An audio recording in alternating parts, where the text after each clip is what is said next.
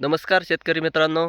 बघा आता या वर्षीच्या खूप मोठ्या प्रमाणावर पाऊस झाल्याने आता पीक विमा काय होणार आहे, शेतकऱ्यांच्या खात्यामध्ये वर्ग केला जाणार आहे. येत्या काही थोड्या दिवसामध्ये शेतकऱ्यांना गोड बातमी येणार आहे असं म्हणावं लागेल. कारण त्यांच्या खात्यामध्ये आता पीक विमा वर्ग करण्याची प्रक्रिया सुरू होणार आहे. त्यामुळं मग शेतकऱ्यांनी निश्चिंत राहायचं आहे. काहीही काळजी वगैरे करायची गरज नाही.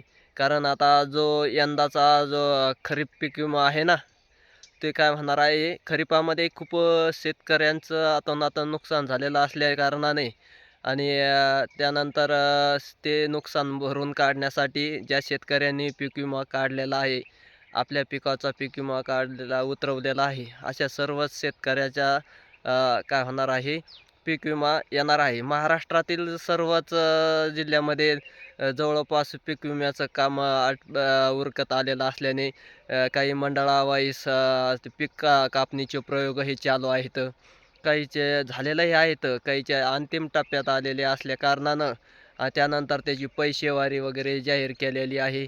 हे सर्व काम आता सध्या चालू आहे आणि मग ते काम आता काय थोड्या दिवसामध्ये काय होणार आहे, संपणार आहे आणि संपल्यानंतर मग काय होणार आहे, की जो पीक विमा आहे ते शेतकऱ्याच्या खात्यास वर्ग करण्यास काय होणार आहे, सुरुवात होणार आहे. यावर्षी अतोनात खूप नुकसान झाल्याने खूप पूर परिस्थिती निर्माण झाली होती आणि खूप मोठ्या प्रमाणावर पावसाचं प्रमाण होतं आणि त्यामध्ये मग पूर्णच पिकं काय झालेली होती, शेतकऱ्यांचे उमळून कोमजून गेलेले असल्या कारणानं ज्यांनी पीक विमा भरला त्यालाच काय होणार आहे, येणार आहे आणि ज्यांनी भरला नव्हता त्याला अतिवृष्टी नुकसान भरपाई आणि रब्बीचं जे अनुदान वगैरे आहे ते भेटलेलंच आहे आणि पीक विम्याचं भेटणार नाही.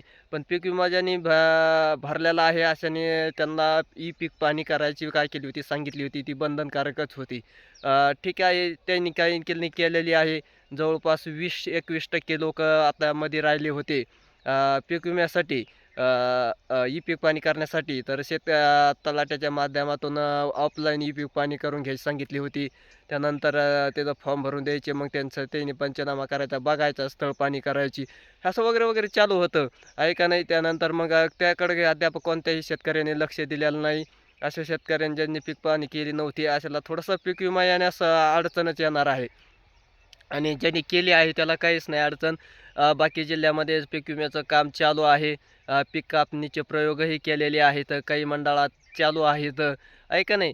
त्यामुळं मग थोडासा काय होईन विलंब लागेल. पण येत्या थोड्या दिवसामध्ये काय होणार आहे, शेतकऱ्याच्या खात्यावर पीक विमा वर्ग होणार आहे. कारण महा-डी-बी-टी थ्रू डायरेक्ट शेतकऱ्याच्या खात्यात वर्ग केला जातो. सध्या त्या पीक विम्याचं काम समजा एकदम जोमात चालू आहे. यावर्षी शेतकऱ्याचं अतोनात नुकसान झाल्या कारणानं शेतकऱ्यांना हे काय केलेलं आहे, भरघोस असं अनुदानसुद्धा काय केलेलं आहे, दिलेलं आहे शासनाने आणि त्यामुळं मग ज्वारीचं पीक पेरायसाठीही 3 हेक्टरपर्यंत ₹10,000 हेक्टरप्रमाणे.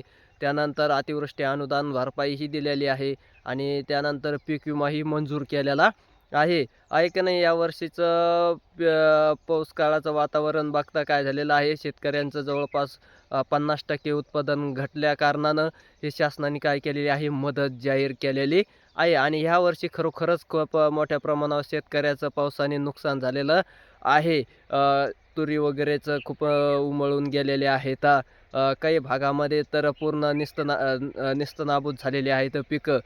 त्यानंतर कापसाचं उत्पादनसुद्धा काही ठिकाणी खूप मागच्या वर्षीपेक्षा यावर्षी काय झालेलं आहे, 50% आत आलेलं आहे. त्यानंतर तसंच बाकी इतर सोयाबीनचं असेल, सोयाबीनचं सुद्धा खूप मोठ्या प्रमाणावर शेतकऱ्यांचं काय झालेलं आहे, नुकसान झालेलं आहे. उडदाचं तर सांगूच नका, उडदाचं खूपच अडचण. काहींना उडदं काढता सुद्धा नाही आले, काय झालेले आहेत, शेंगा वगैरे फुटलेल्या आहेत, फुटून गेलेले आहे. सर्व नुसतं नाश सगळ्यात जास्त उडदाचा शेतकऱ्याचा झालेला आहे. त्यामुळं मग काय केलेलं आहे, ही पीक विम्याची हे काय पीक विमा जे आहे ना, ते देण्यास शेतकऱ्याला काय केलेलं आहे, शासनाने सुरुवात केलेली आहे आणि येत्या लवकरच तुम्हाला जानेवारीमध्ये काय होणार आहे, पीक विमा येणार आहे. सध्या आचारसंहिता आहेत, निवडणुका चालू आहेत. त्याचा कार्यक्रम संपल्यानंतर काय होणार आहे, पीक विम्याची कार्यवाही होणार आणि सर्वच शेतकऱ्यांना मग काय होणार आहे, ते पीक विमा येणार आहे. तत्पूर्वी ज्यांनी ऑफलाईन पीक पाहणी केली नसेल ते काय करायची आहे, करून घ्यायची आहे. कारण पीक पाहणी बंधनकारकच केलेली आहे. ते केंद्र शासनाचा प्रोजेक्ट असल्याने सर्व शेतकऱ्याला करणं गरजेचं आहे.